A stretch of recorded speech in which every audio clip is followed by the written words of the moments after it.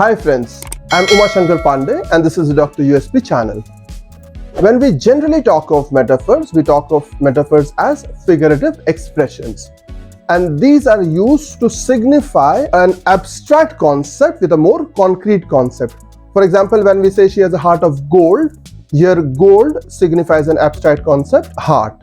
In their landmark work in 1980, Metaphors We Live By, Lakoff and Johnson suggested that metaphors are more than just figurative expressions. They suggested that metaphors also influence the way we think and the way we act. For example, the metaphor time is money makes us think of time as wasting time, saving time, investing time, etc. And we act accordingly. Let us see Decoding Reality, Conceptual Metaphor Theory in this video. Decoding Reality. A conceptual metaphor is understanding one domain of experience which is generally abstract in terms of another domain of experience which is generally concrete. The word metaphor was defined as a novel or a poetic linguistic expression where one or more words for a concept are used outside of its normal conventional meaning to express a similar concept. Metaphor was generally recognized as purely figurative language or a matter of words or linguistic expressions. We use metaphors to explain abstract concepts using something concrete. Lakoff and Johnson in Metaphors We Live By in 1980 proposed a radical theory of understanding metaphors. They proposed that metaphors structure our thoughts and action and are not just a stylistic language feature. This theory suggests that our entire conceptual system is metaphorically structured. These concepts structure what we perceive, how we get around in the world, and how we relate to other people. Metaphors are not mere linguistic ornaments. They shape our perception and cognition. For example, conceptualizing a relationship is a journey affects our perceptions and expectations of personal relationships. Viewing them through the lens of journeys that have paths, progress, obstacles, challenges, and destinations, goals. Conceptualizing it as a journey makes our actions clear.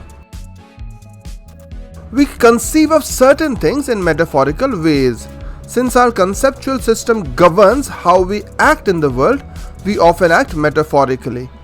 When we conceptualize an intangible or less tangible domain metaphorically, from the perspective of a more tangible domain, we create a certain metaphorical reality. We imagine life in another way when we think of it as a theatre play. Deodorant ads, for example, promise a 24-hour protection. They make us see a deodorant as our ally in a fight or war against an enemy. The metaphorical enemy is our own body odor. If we did not think of our body odor as our enemy before, the advertisements can easily make us view it as such. In this manner, the metaphors used in advertisements and elsewhere can create new realities for us. Metaphors involve conceptualizing one domain of experience in terms of another, bridging the abstract and the concrete. It is a bridge between the familiar and the unfamiliar. For instance, we understand time through the concrete domain of money in expressions like spending time or investing time. This emphasizes the cognitive function of metaphors, framing how we perceive, think about, and act upon various aspects of our world. Let us consider a metaphor we use very often. Argument is war. This metaphor isn't a mere linguistic flourish, but a framework that shapes our interaction in debates. Our language teems with martial expressions that portray this mindset. Your claims are indefensible. He attacked every weak point in my argument. I demolished his argument. Argument is war metaphor dictates how we engage in arguments. We don't just use warlike language, we embody it in our tactics, viewing opponents as adversaries to be outmaneuvered, strategically attacking weak points and defending our positions, gaining or losing ground based on the strength of our arguments. This Metaphor does not merely describe, it prescribes. It influences our approach, urging us to plan, strategize, and sometimes retreat to a more defensible stance. Conceptual metaphors are understandings of one domain of experience, the target, in terms of another, the source. Ideas are food, for example, presents ideas as entities that can be digested or half-baked, emphasizing the process of thinking and understanding as akin to eating. Love is a journey frames relationships in terms of journeys, with metaphors like rocky road or going our separate ways to describe the experiences within relationships. Source domain is the domain from which we draw metaphorical expressions, usually tangible and familiar. Example, journey. While the target domain is what we aim to understand through the metaphor, often abstract, like love or relationships. Love is a journey metaphorically maps the complexities of relationships onto the more familiar concept of a journey, using the language of paths, obstacles, and destinations to explain the dynamics of love and relationship. Most conceptual metaphors involve more physical domains as sources and more abstract domains as targets, and it makes a lot of intuitive sense. For example, the notion of life is hard to pin down because of its complexity. That of anger is an internal feeling that remains largely hidden from us. That of theory is sophisticated mental construct, and so on for other cases. Metaphorical mappings are not random but systematic. There is a coherent structure to how attributes from the source domain are applied to the target domain. In the metaphor, ideas are food. The process of thinking is mapped into the domain of eating, leading to expressions like digesting a concept, half-baked ideas, or chewing on a problem. Ideas like food can be processed and evaluated for their quality. Conceptual metaphors are grounded in our experiences and the perceived similarities or correlations between the source and target domains. For example, affection is warmth is based on the physical experience of warmth associated with physical closeness or affectionate touch. This grounding in physical and experiential realities lends metaphors their intuitive appeal and cognitive efficacy.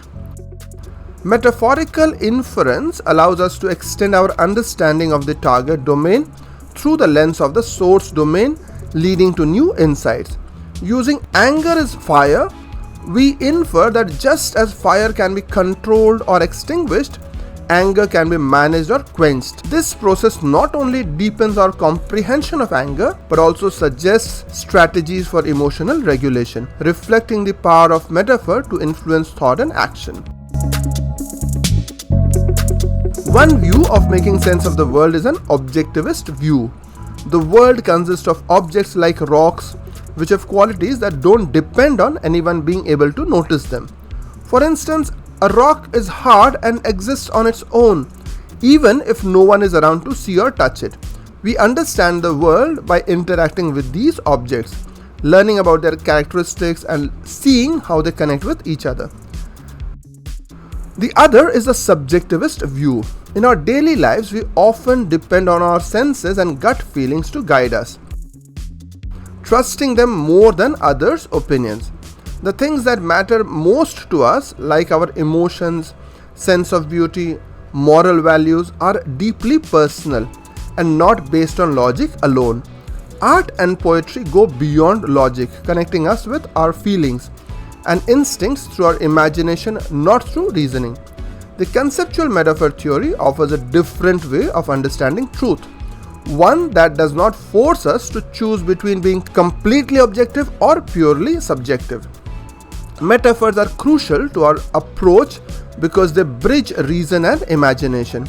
Reason involves organizing information, drawing conclusions, and making connections, while imagination lets us see things in a new light through metaphors. This makes our everyday thinking both imaginative and rational, as we often use metaphors to reason and understand the world. Metaphors are vital for grasping concepts that are hard to fully understand, such as our emotions and aesthetic experiences, moral beliefs, and spiritual insights. They are rooted in a type of logic that uses metaphors, blending creativity with rational thought. Metaphors extend beyond verbal language to encompass various modes of expression, including gestures, visual arts, and multimedia. For example, political cartoons frequently employ visual metaphors, such as portraying a country as a ship navigating stormy seas to comment on its stability or direction, illustrating how metaphors transcend linguistic boundaries. Critics argue that conceptual metaphor theory may overstate the universality and determinacy of metaphorical thought, neglecting cultural and contextual variations in metaphor usage. There are also debates regarding the extent to which metaphors truly structure thought. These challenges highlight the ongoing need for empirical research and theoretical refinement within the field of metaphorical study. Thanks for staying along, friends. As always, it was a delight having you here. I'll be back with another video very soon. Till then, have a great time.